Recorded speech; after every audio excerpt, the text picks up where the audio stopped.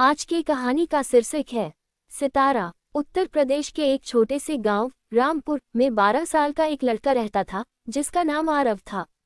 आरव बहुत ही सीधा सादा और मेहनती लड़का था। उसके पिता किसान थे और माँ घर का काम संभालती थी। उनका घर मिट्टी का बना हुआ था जिसके सामने एक छोटा सा आंगन था। आंगन में तुलसी का पौधा लगा था और एक पुराना नीम का पेड़ था जिसकी छांव में आरव अक्सर बैठकर आसमान को देखा करता था। आरव को रात का आसमान बहुत पसंद था। उसे तारे गिनना अच्छा लगता था। उसकी दादी उसे बचपन से कहानियां सुनाती थी कि हर तारा किसी न किसी इंसान का सपना होता है। जो लोग मेहनत करते हैं उनके सपने आसमान में चमकते हैं। एक रात आरव नीम के पेड़ के नीचे बैठा था।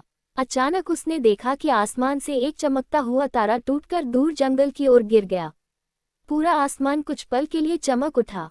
आरव की आंखें फैल गईं। दादी, दादी, एक तारा गिर गया, वह उत्साह से चिल्लाया। दादी बाहर आई और मुस्कुराकर बोली, बेटा, कहते हैं जो टूटते तारे को खोज लेता है उसकी जिंदगी बदल जाती है। उस रात आरव को नींद नहीं आई। उसके मन में बस वही चमकता तारा घूमता रहा। अगले दिन सुबह होते ही उसने एक छोटा सा बैग उठाया, उसमें पानी की बोतल और 2 रोटियां रखी और जंगल की ओर निकल पड़ा। जंगल गांव से थोड़ी दूर था। वहां ऊंचे ऊंचे पेड़ थे और पक्षियों की आवाजें गूंजती रहती थीं। आरव पहले कभी इतना अंदर नहीं गया था, लेकिन आज उसके मन में डर से ज्यादा उत्सुकता थी। चलते चलते दोपहर हो गई। सूरज तेज चमक रहा था। तभी उसे एक बूढ़ा लकड़हारा मिला। उसकी लंबी सफेद दाढ़ी थी और हाथ में कुल्हाड़ी थी। कहाँ जा रहे हो बच्चे? बूढ़े ने पूछा। आरव ने कहा, मैं टूटे हुए तारे को खोजने निकला हूँ।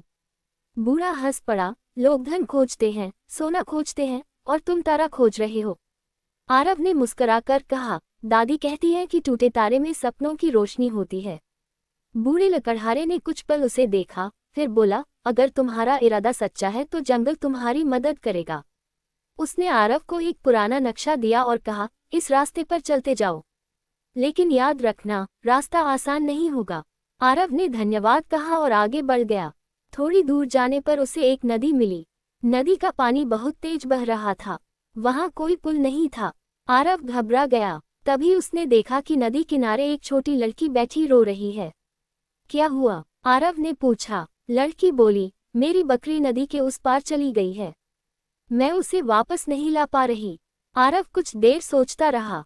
फिर उसने आसपास पड़ी लकड़ियों को इकट्ठा किया और एक छोटा सा पुल बना दिया। लड़की खुश हो गई और अपनी बकरी ले आई।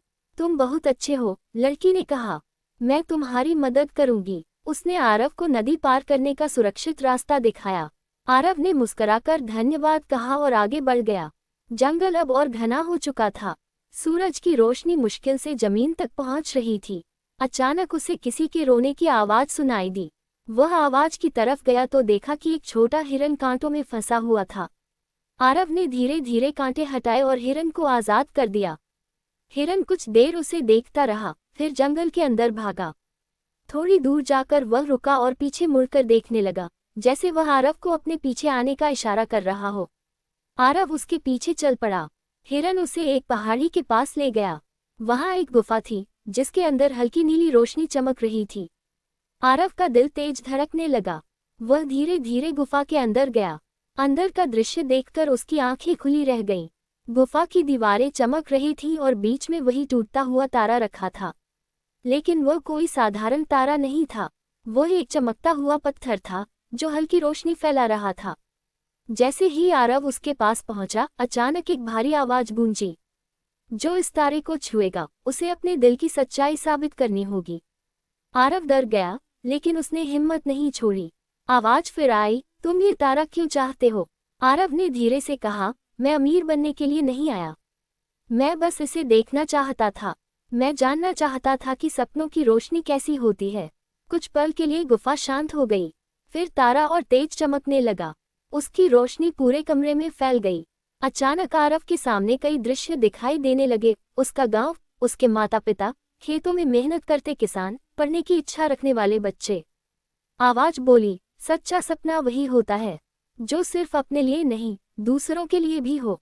आरव की आंखों में आंसू आ गए। उसने कहा, मैं बड़ा होकर अपने गांव के बच्चों के लिए स्कूल बनाना चाहता हूँ, ताकि कोई बच्चा गरीबी की वजह से पढ़ाई से दूर न रहे। तभी तारा धीरे धीरे हवा में उठने लगा। उसकी रोशनी अब बहुत शांत और सुंदर हो चुकी थी। आवाज बोली, तुम्हारा दिल साफ है, यही सबसे बड़ी ताकत है। अचानक तारे से एक छोटा चमकता टुकड़ा अलग हुआ और आरव के हाथ में आ गिरा। ये तुम्हारे सपनों की रोशनी है, आवाज ने कहा। अगले ही पल पूरी गुफा रोशनी से भर गई और आरव बेहोश हो गया। जब उसकी आंख खुली तो वह जंगल के बाहर था। सुबह हो चुकी थी, पक्षियों की आवाजें गूंज रही थीं। उसके हाथ में वही छोटा चमकता टुकड़ा था। आरव जल्दी जल्दी घर पहुंचा। उसकी माँ और पिता पूरी रात उसे खोजते रहे थे। उसे सुरक्षित देखकर सब खुश हो गए। दादी ने उसके हाथ में चमकता पत्थर देखा और मुस्कुराई। तुमने सचमुच तारे की रोशनी पाली, उन्होंने कहा। उस दिन के बाद आरव बदल गया। अब वह पहले से ज्यादा मेहनत करने लगा। वह स्कूल में मन लगाकर पढ़ाई करता और गांव के छोटे बच्चों को भी पढ़ाता। साल बीतते गए, आरव बड़ा हो गया। उसने खूब पढ़ाई की और शहर जाकर शिक्षक बन गया। लेकिन उसने अपना गांव नहीं छोड़ा। कुछ वर्षों बाद वह वापस रामपुर आया और वहां एक छोटा सा स्कूल बनवाया। गांव के बच्चे खुशी खुशी वहां पढ़ने आने लगे। आरव हमेशा उन्हें एक बात कहता, सपने देखने वाले बहुत लोग होते हैं, लेकिन उन्हें सच करने वाले वही होते हैं जो मेहनत और सच्चाई का रास्ता चुनते हैं। एक रात वह फिर नीम के पेड़ के नीचे बैठा था। आसमान तारों से भरा हुआ था। तभी उसे लगा जैसे एक तारा बाकी तारों से थोड़ा ज्यादा चमक रहा हो।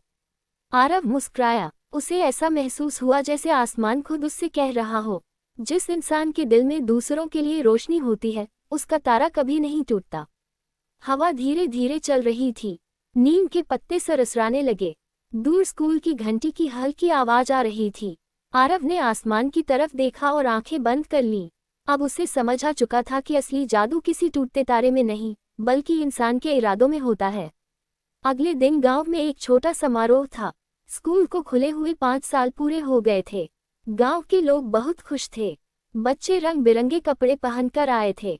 किसी ने कविता सुनाई, किसी ने गीत गाया। आरव मंच पर खड़ा सबको देख रहा था।